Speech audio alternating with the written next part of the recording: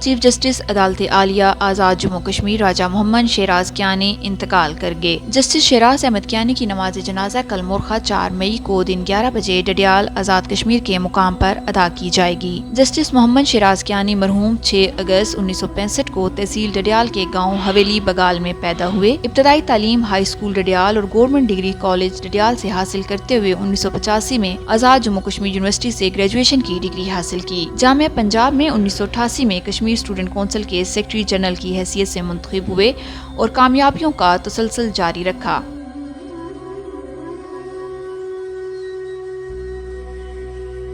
1999 میں university law college Punjab university Lahore سے LLB کی ڈگری حاصل کی اور 1999 سے 1995 تک بطور وکیل میرپور اور ڈڈیال میں پریکٹس شروع کر دی۔ 1991 میں بار ایسوسی ایشن ڈڈیال آزاد کشمیر کے نائب صدر منتخب ہوئے۔ اکتوبر 1995 میں سول جج کے امتحان میں نمایاں پوزیشن حاصل کی اور اپنے عدالتی کیریئر کا آغاز کیا۔ 2003 میں سینئر سول جج، 2006 میں ایڈیشنل جج اور 2010 میں بطور ڈسٹرکٹ ایڈیشنل سیشن جج ترقی یاب ہوئے۔ آپ کی اعلیٰ کارکردگی پر ہائی کورٹ کی جانب سے 2003-04 میں پرائڈ آف پرفارمنس سے نوازا گیا۔